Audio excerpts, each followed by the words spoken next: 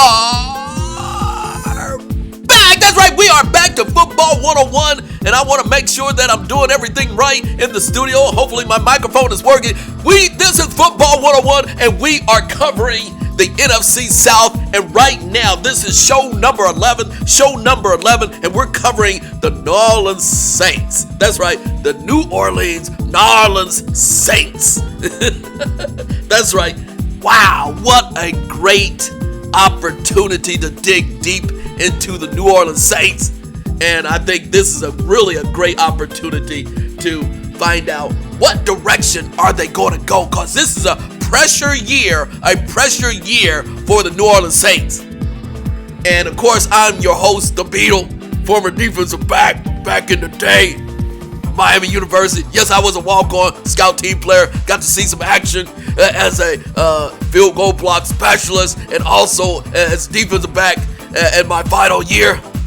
And then started as a defensive back and safety at Xenia High School in Xenia, Ohio. 74 and 75. So yes, I bring the old school, the old school mentality to Football 101 and my breakdown of the NFL. I don't play. I tell it like it is. But I also have a lot of fun. I look for the intangibles. Look for the intangibles when you're scouting NFL teams. Let me do a shout out to some of the local YouTubers that do a great job covering the New Orleans Saints. New Orleans Saints. A quick shout out to Erin Summers, her interview 101 with the Saints. Outstanding job by Erin Summers.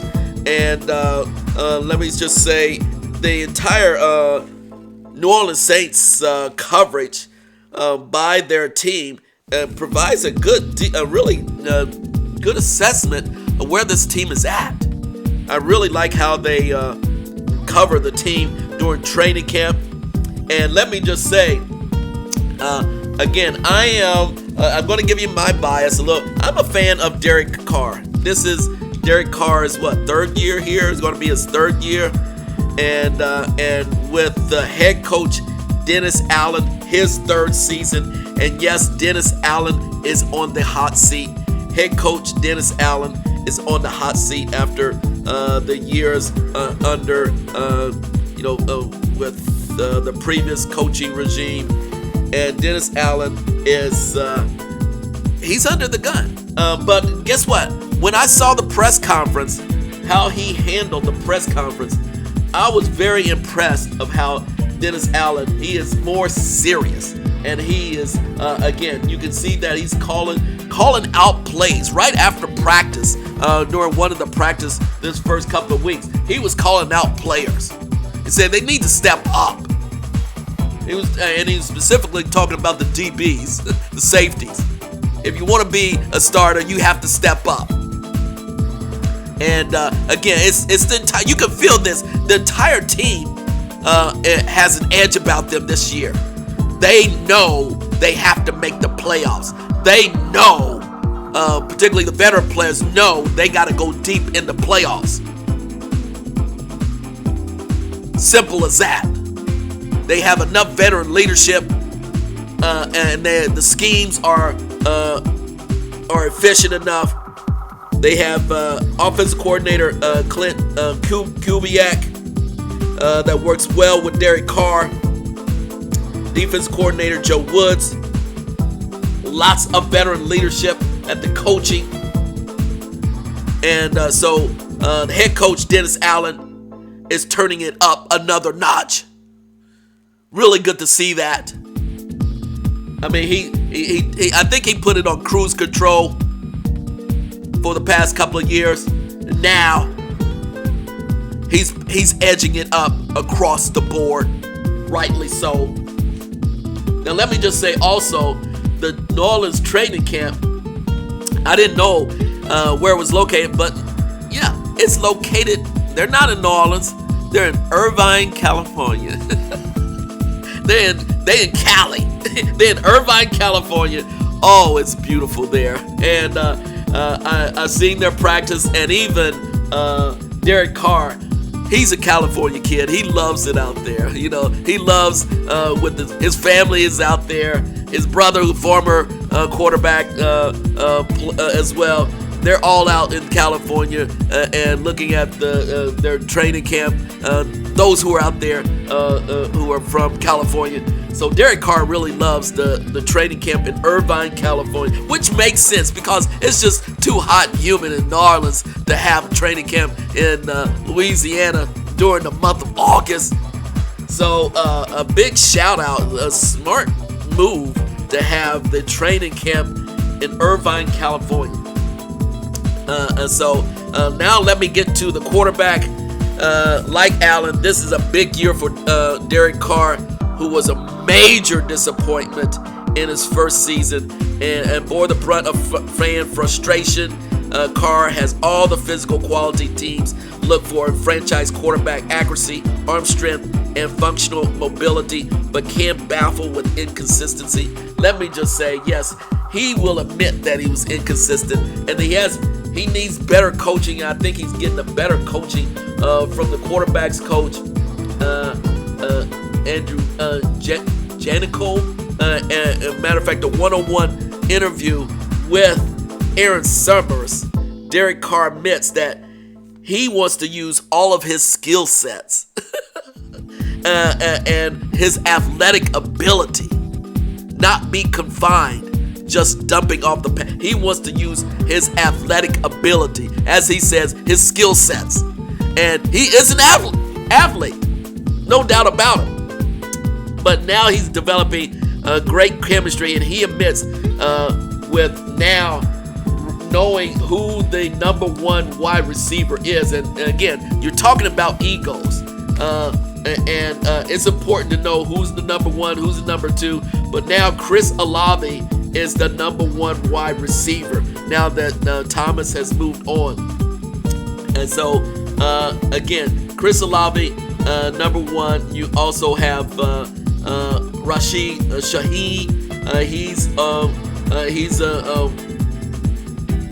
threat to the wide receiver. He's out there, as well as Cedric Wilson. So they have the wide receiving core, and they usually have really speedy wide receivers. But to know that Chris Olave from the Ohio State University is bringing the high-level leadership at the wide receiving core. And of course, you also have Alvin Kamara, running back, still a superstar. When you have Kamara, and also you have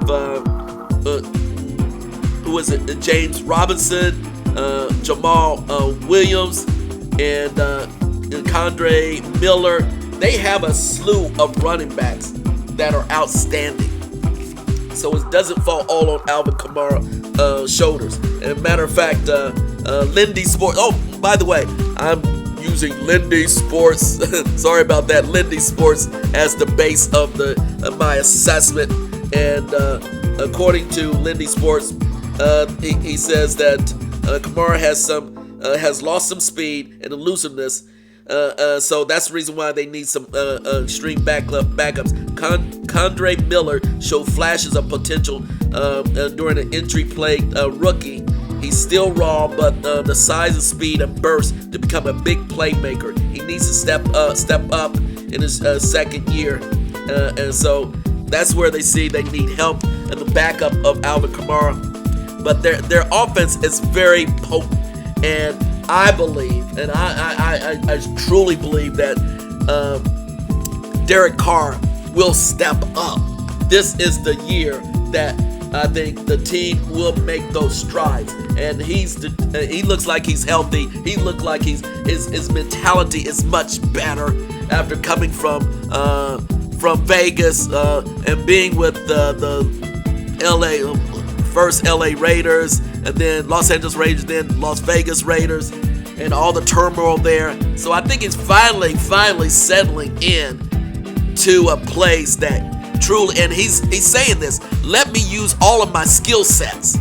And so when a quarterback is like that, wanting to use those skill set, wanting to use his athletic ability, run left, right, and great thrower, but he has to be consistent with his just sitting in the pocket and making the throw down the field, developing chemistry with his wide receiving core, not questioning where to go to the number one wide receiver. Who's the number two wide receiver? That needs to be clear, because last year it wasn't clear. He said it himself. So he looks like he's coming on to a much better attitude. He looks great in camp.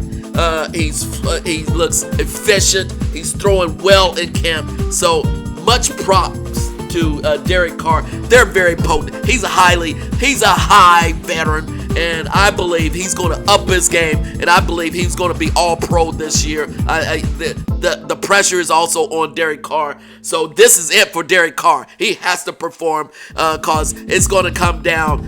If he doesn't perform, then he's going to be taking the brunt. And he's an emotional guy. He's an emotional kid. He takes it personal that he can't elevate a team. And sometimes he puts too much pressure on himself. But if he balance out the pressure, I think he will perform better than expected. Better than expected, because he has the tools around him, and they also have a better defense. I believe the coach has put much emphasis. Dennis Allen's put more emphasis on acquiring strong defensive help, so that they don't need to score as many points as possible. So putting less pressure on Derek Carr to score a lot of points. So with Chris Olave and the backups and the tight end, Jawan Johnson should play a bigger role in Kubiak's scheme.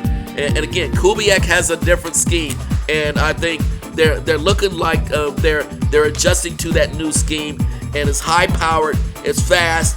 And then you also don't forget they had Taysom Hill, remains the most reliable offensive weapon on the roster. He's become a more dangerous receiving threat in the transition to tight end, and is almost unstoppable as a running quarterback in short yardage goal line package. So yes, the Swiss Army knife Taysom Hill is still there. So they're going to score points. And now, and they improved their offensive line. The status of effectiveness of right tackle. Unfortunately, they're trying to solidify their offensive line, but I think it's much better than they're giving credit to.